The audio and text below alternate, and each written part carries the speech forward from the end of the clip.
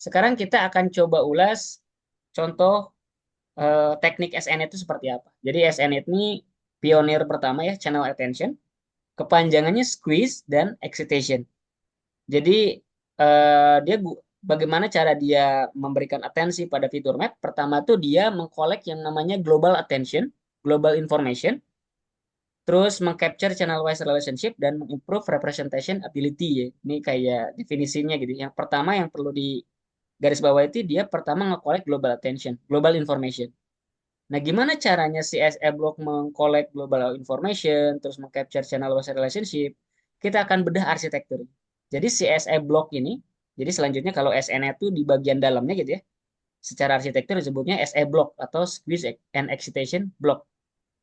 Global information-nya itu dapatnya dari mana? Nah, ini hasil squeeze modul difasilitasi oleh global average pooling. Jadi kenapa disebut squeeze excitation? Ya squeeze-nya itu adalah nge-squeeze fitur map gitu ya, di press gitu ya. Jadi dimensinya kecil gitu ya, diambil rata-rata tiap channel. Makanya kan ini channel attention ya. Jadi bayangin nih ada fitur map 5 channel, ketika ditambahin global average pooling, berarti kan dirata-ratain tiap channelnya ya. Outputnya jadi 5. Nah, global average pooling ini adalah tahap squeeze modulnya gitu ya. Direduksi, diperes. Nah, global information-nya diambil dari global average pooling, terus extension-nya pakai apa? Channel wise relationship dengan menggunakan fully connected layer. Jadi setelah output dari global average pooling ini dilanjutkan ke fully connected layer.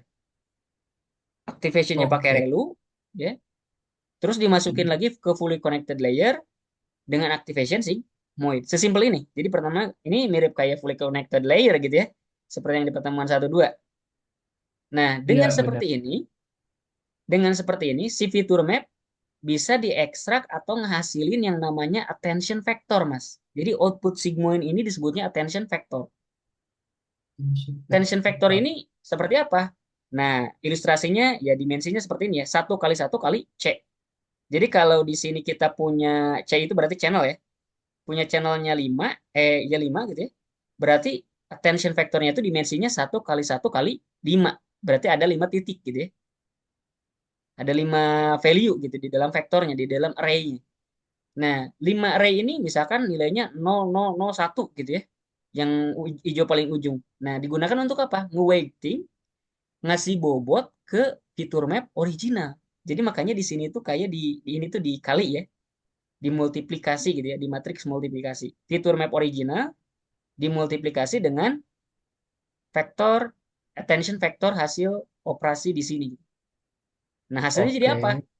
Hasilnya jadi apa? Hasilnya jadi fitur map yang sudah di weighting.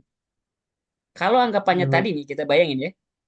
Bayangin Hmm. misalkan attention vektornya itu adalah 0001. Berarti kan fitur map pertama, kedua, keempat itu bakal ya mungkin kecil nilainya. Fitur map di channel kelima akan jadi gede gara-gara weight-nya lebih besar, benar kan? Karena kita kaliin. Oh iya. Jadi Hmm. dikali lah gitu. Nah, gunanya si attention di sini tuh itu tadi ngasih bobot ke fitur map original agar nilai di tiap channelnya ini khususnya di SE block ini ya, nilai tiap channelnya ini menguat gitu, terutama untuk channel yang punya impact positif atau berkolerasi terhadap output. Nangkep? Ah, nangkep, Mas. Nangkep. Nangkep ya. Nah, intinya kayak gitu. Jadi udah nangkep konsepnya si ini ya, si SE block tadi. Yang dirisetin tahun 2017. Ya cukup udah lama, tapi ini pionir di channel attention.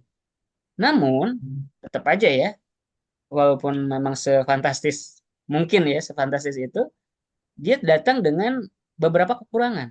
Pertama, di bagian squeeze modul, global average Hmm. pooling ini bisa jadi nggak mampu mengcapture kompleks global information. Bayangin misalkan kalau kalau fitur mapnya itu kecil, hasil global average poolingnya juga itu kecil. Bayangin kalau fitur mapnya itu misalkan tiga channelnya itu tiga gitu ya. Berarti kan hasil global average poolingnya itu 3 titik ya.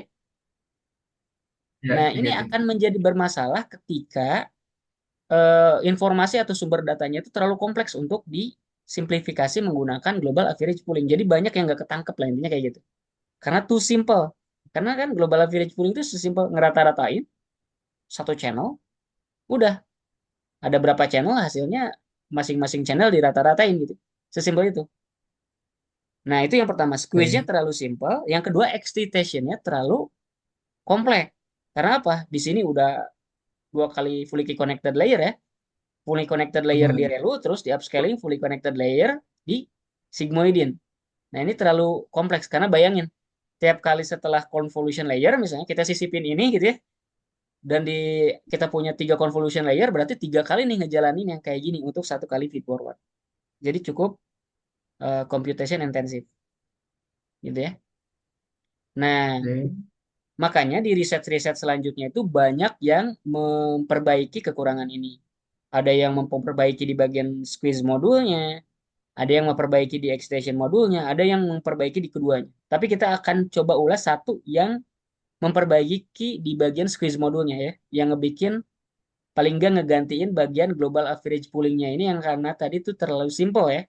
Kita cari cara lain untuk melakukan squeeze agar bisa mengcapture kompleks global information. Nah, ini ternyata dipecahin sama GSOP network. Nah, Global Second Order Pooling Network. Jadi, bagian squeeze-nya itu diganti dengan convolution layer. Jadi pakai ConvNet, Mas. Convolution Neural Network. Jadi fitur yang ada dimasukin ke convolution 2D, terus dilakukan operasi covariance pooling gitu ya. Covariance pooling itu kayak second order pooling ya. Kalau rata-rata kan first order statistik ya. Kalau covariance kan second order statistik. Penurunan dari Oke. hasil rata-rata lah kurang lebih dibagi dengan variance dan lain sebagainya gitu ya. Nah, terus Hmm. dilanjutin ke row-wise convolution, eh, convolution operation tapi untuk satu kolom satu baris gitu ya. Nah, ujungnya Oke. masih sama, fully connected layer terus dilanjutin ke sigmoid. Jadi diganti tuh yang global average poolingnya itu menggunakan convolution neural network. Harapannya ya biar nggak terlalu simple pakai global average pooling seperti di SE net. Jadi diadres oleh si GSOP net paling nggak di bagian squeeze-nya itu menggunakan convolution neural network gitu.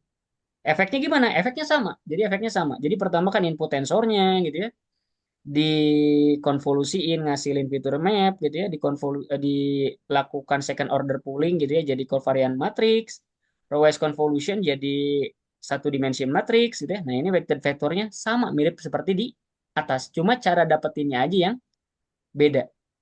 Di bagian sequence modulnya yang tadinya pakai global average pooling, ini menggunakan kombinasi antara convolution neural network dengan operasi covariance pooling gitu ya. Outputnya tetap dapetin weighted vector. Nah, weighted vectornya ini dimultiplikasi dengan input tensor original sehingga tensor atau fitur map hasilnya itu sudah eh, dikasih bobot gitu ya. Jadi ada fitur map yang memang sudah kalau secara apa namanya korelasi ya berkaitan erat dengan output. Nah, itu yang bobotnya paling tinggi. Kalau dari sini kan kelihatan sama aja ya, yang si GSOPNet bedanya di bagian squeeze modulnya saja. Setelah lanjutan Ya. dari riset si apa namanya Gesopenet ini, sebenarnya ada banyak yang riset lainnya, Mas. Lanjutannya tadi yang ada yang enhance di ini khususnya untuk column attention ya. Ada yang mengenhance bagian excitation modulnya, ada yang dengan cara lain. Pokoknya di riset column attention itu ada banyak banget, tapi kita nggak bahas. Maksudnya mungkin kalau penasaran bisa dicari-cari banyak papernya.